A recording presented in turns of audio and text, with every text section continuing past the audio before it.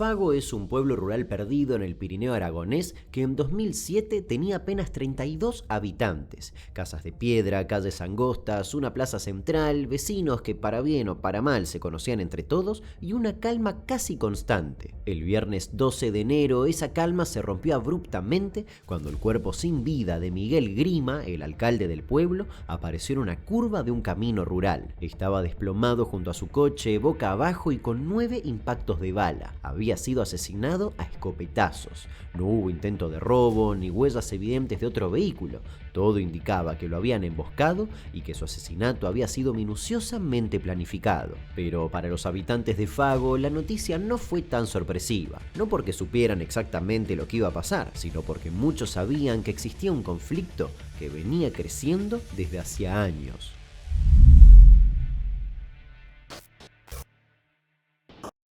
Miguel José Grima tenía 50 años, era veterinario, padre de 3 hijos y desde 2004 ejercía como alcalde de Fago por el Partido Popular. En teoría, su rol debía ser administrativo y menor como el de cualquier intendente de un pueblo con menos de 40 habitantes, pero no era así. Grima tenía una personalidad muy marcada, no negociaba, impulsaba ordenanzas estrictas, sancionaba lo que consideraba irregular y trataba cada asunto del pueblo con una rigidez que incomodaba a muchos. Su gestión apuntaba a ordenar lo que él creía que estaba mal, aunque eso implicara enemistarse con una buena parte del pequeño vecindario. Algunos ejemplos lo muestran claro. Ordenó retirar una canasta de básquet que un vecino había colgado en la fachada de su casa porque decía que rompía con la estética del casco histórico, denunció a personas por tener construcciones ilegales, imponía multas altísimas e incluso aplicó una suba de impuestos al único bar del pueblo por poner una terraza. En señal de protesta, el dueño colocó un cartel que decía «Fago no es New York»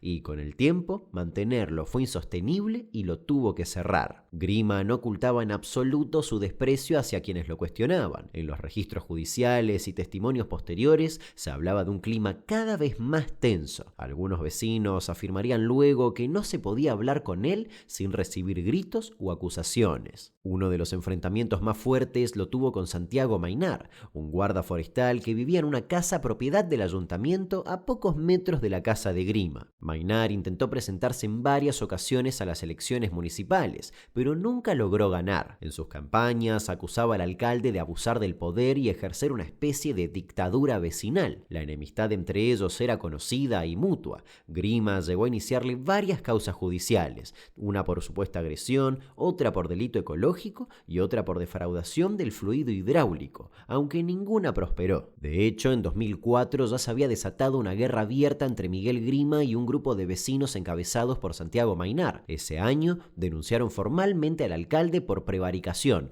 que lo tuve que googlear y significa delito consistente en que una autoridad, un juez o un funcionario dicte a sabiendas una resolución injusta. Lo acusaban de haber ordenado cortar el suministro de agua potable a todo el pueblo. Según la denuncia, Grima habría tomado esa medida de manera arbitraria, sin autorización ni justificación suficiente, como forma de presionar o castigar a quienes se oponían a su gestión.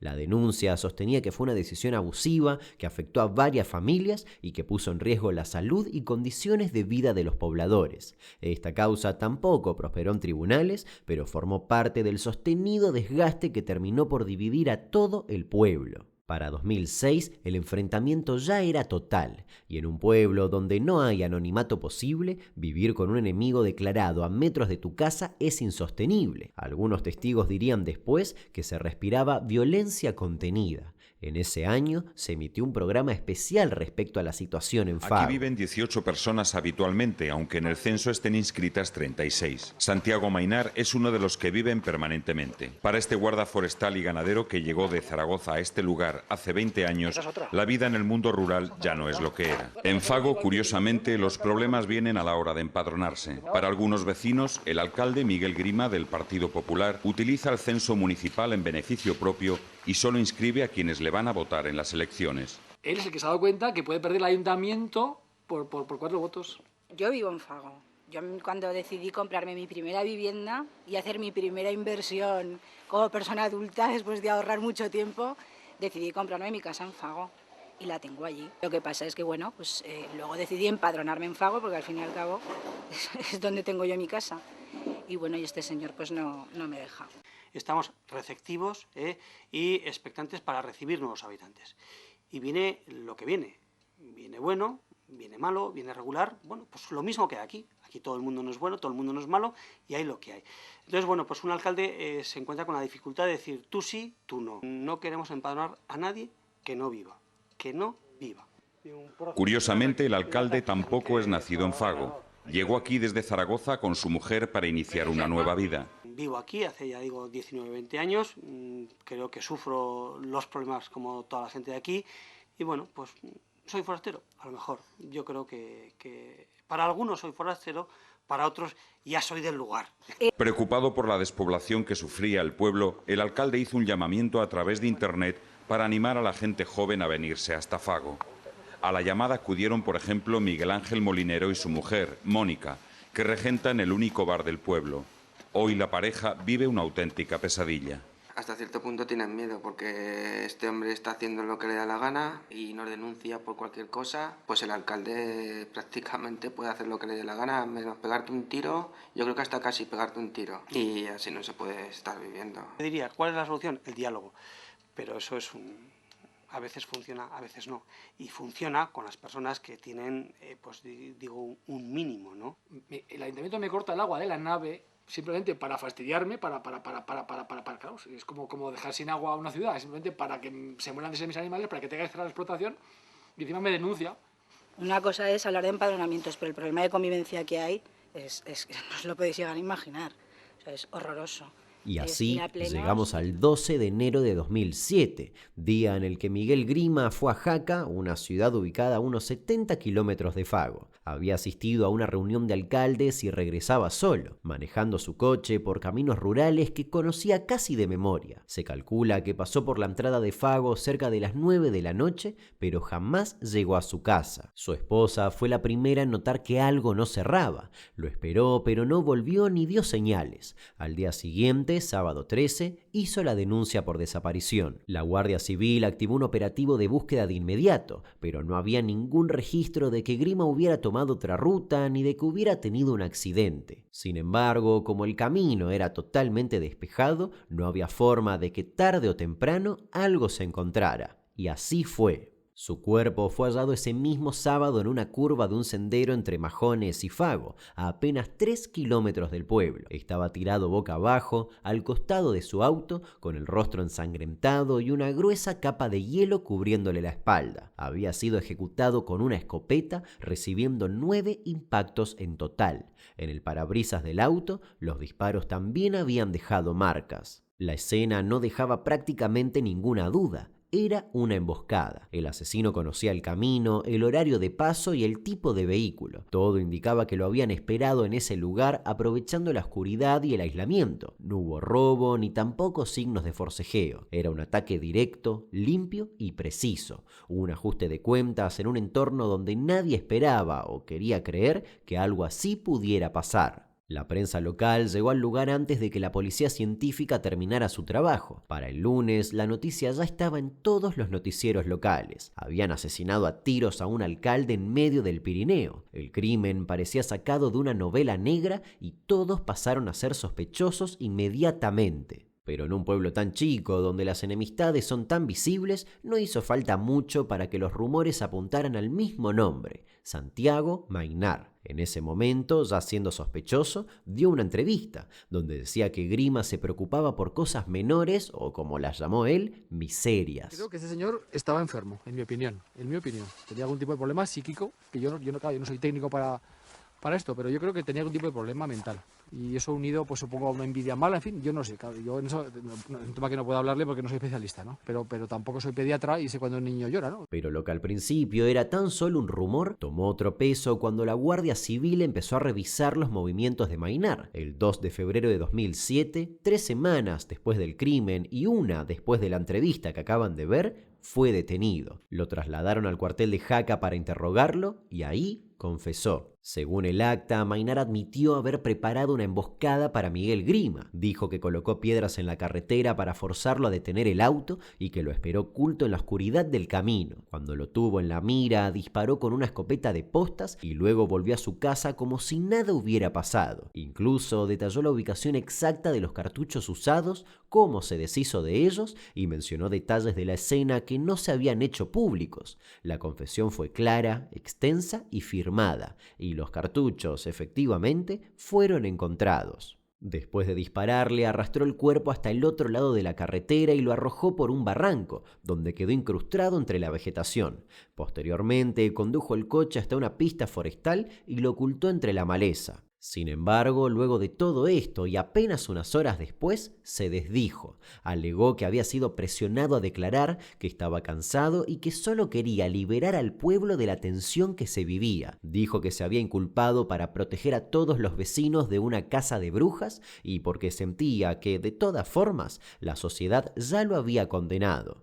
Soy inocente, soy inocente. Sin embargo, los peritos no encontraron signos de coacción y los investigadores no le creyeron. Días después, la Guardia Civil ya tenía mucho más que su testimonio. Encontraron restos de pólvora en sus ropas, material genético suyo en el coche de Grima, huellas de entrenamiento con armas similares y registros de movimientos que lo colocaban cerca del lugar y la hora del crimen. También se descubrió que había escrito una carta anónima donde se atacaba a Grima con frases muy similares a las que él mismo había usado en discusiones previas. Además, a los días también declaró el médico Iñaki Videgain, que junto a su esposa y a una niña que cuidaban, se cruzaron con el coche de Grima en la carretera la noche del crimen. Vieron el vehículo detenido en la cuneta, con las luces encendidas y la ventanilla rota. Un hombre con una linterna en la frente, sentado al volante, les indicó que no pasaba nada y les dijo que continuaran su camino. Si bien Videgain describió a esta persona como alta, delgada y con voz ronca,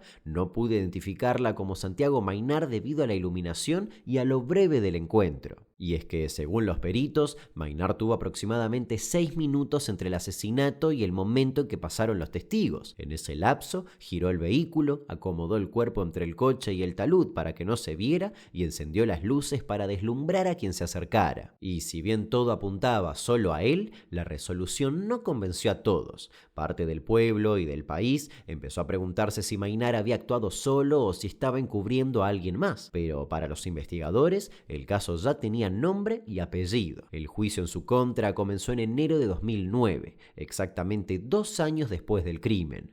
La primera sesión del juicio por el asesinato del alcalde de Fago ha levantado gran expectación en la audiencia de Huesca, donde se han concentrado decenas de vecinos de la comarca para seguir un juicio que califican de mediático. Tengo muchas dudas de que él sea el culpable. Probablemente haya sido un colaborador, pero tengo muchas dudas de que él haya sido. Se desarrolló en la Audiencia Provincial de Huesca y duró casi un mes. Ahí declararon decenas de testigos, familiares, peritos, vecinos y agentes de la Guardia Civil. La mayoría de ellos coincidían en algo. El enfrentamiento entre Maynar y Grima no era solo conocido, sino que había llegado a niveles asfixiantes. Los fiscales apuntaron directo a la premeditación. Dijeron que Maynar había estudiado los movimientos del alcalde, elegido el lugar perfecto para emboscarlo y ejecutado el crimen con frialdad. Respaldaron su acusación con la confesión inicial, las pruebas balísticas, los rastros de pólvora y la ausencia total de otro sospechoso con un móvil tan claro. La defensa, en cambio, insistió en que la confesión había sido obtenida bajo presión y sin garantías. Alegaron que no había pruebas directas del disparo, que todo el caso se apoyaba en indicios y que el aislamiento de Maynar en el pueblo lo había convertido en un chivo expiatorio perfecto. Él, mientras tanto, insistía en su inocencia. Ha vuelto a negar su primera declaración ante la Guardia Civil y se ha declarado inocente. Manifesté eso para llamar la atención policial, para que se me llevasen a mí a la cárcel y no a otra persona, así de claro. Me quiero sacrificar, eso se llama altruismo por los demás, señor. Dice que se autoinculpó al sentirse presionado por los agentes. En esos momentos, después de 2 horas en un calabozo, sin luz, sin comida, con un agua seguramente con algún tipo de barbitúrico. En ese momento yo le aseguro que la lucidez mental no es la que debería ser. En principio había llegado a un acuerdo con ellos que si yo me declaraba culpable, por ellos no volverían a presionar a nadie. Y eso es una especie de pacto tácito que hicimos ahí mismo unas horas antes. No obstante, usted en la declaración judicial no habló de este pacto. No, nadie me preguntó. Yo quise autoinculparme para llamar la atención, para ser yo la persona que en su momento dé testimonio de lo que ha ocurrido en Fago, sí. Yo no he matado a nadie, pero sinceramente, os lo digo de corazón, prefiero que me acusen de dar muerte a un tirano que de ampararlo políticamente, de connibirlo judicialmente, de silenciarlo mediáticamente y de resignarme como ciudadano. Si en esta sala hubiere alguien tan abyecto y tan vil que quiera ser esclavo, yo le pido perdón, porque a él sí que he ofendido. Gracias. Muy bien. Visto para sentencia. Finalmente, fue condenado a 20 años y 9 meses de prisión por el asesinato de Miguel Grima y por tenencia ilícita de armas. La sentencia fue ratificada por el Tribunal Supremo un año después. La justicia consideró probado que actuó solo y que planificó el crimen por venganza. Años más tarde, en entrevistas desde prisión, volvió a insistir en su inocencia. Dijo que lo condenaron por ser quien era, por ser el más odiado del pueblo después de Grima, e incluso llegó a decir que había aceptado la condena para poder vivir en paz y lejos de Fago. Al momento de la publicación de este video, Santiago Maynar sigue preso, aunque ya no en Aragón. En 2023 fue trasladado al penal del Dueso, en Cantabria, un lugar alejado y frío pero con vistas al mar. Ahí pasa los días leyendo, haciendo yoga y manteniéndose al margen del resto de los internos. Tiene 65 años, lleva más de 17 en prisión y dice no tener apuro por salir. Rechazó permisos, beneficios y reducciones. Su intención es cumplir la condena completa y salir recién en 2027, cuando se extinga su pena de forma definitiva. E insisto con esto, a pesar de ya haber cumplido los requisitos para empezar a salir, prefirió quedarse en la cárcel. En sus propias palabras, no quiere enfrentarse a nadie del pueblo ni salir con custodia. A través de su abogado y de algunas cartas que se hicieron públicas, se sabe que al salir planea instalarse en un lugar apartado, rodeado de naturaleza y lejos de todo. Dice que no quiere volver a Fago ni tener contacto con nadie del pasado. Quiere desaparecer. Al ser consultado por medios, respondió que su objetivo es vivir tranquilo, como un monje. Nunca pidió perdón ni tampoco dio más detalles sobre el crimen. Para él, el caso está cerrado. En entrevistas recientes, incluso dejó entrever que ya ni le interesa defender su inocencia. Dice que se cansó de repetir su versión y que si no le creyeron en su momento, tampoco le van a creer ahora. Textualmente, en una de las últimas entrevistas que pude encontrar que le dio al periódico de Aragón, dijo: «Solo hay que pedir perdón cuando existe motivo racional o racional moral para pedirlo, no cuando se defiende la causa justa del hombre. Yo nunca he solicitado un beneficio penitenciario, ni siquiera me he interesado por saber qué es eso. Nunca he entrado en el juego de la esperanza ciega». Mientras tanto, Fago se fue vaciando. Muchos vecinos se mudaron o fallecieron. Hoy viven ahí apenas unas 20 personas de forma permanente, lo que lo convierte en uno de los municipios menos poblados de la provincia de Huesca y de toda España. Y el único bar, que dicho sea de paso se llamaba Casa Marieta, se puso en venta de julio de 2008 y no pude encontrar información sobre si fue comprado o no.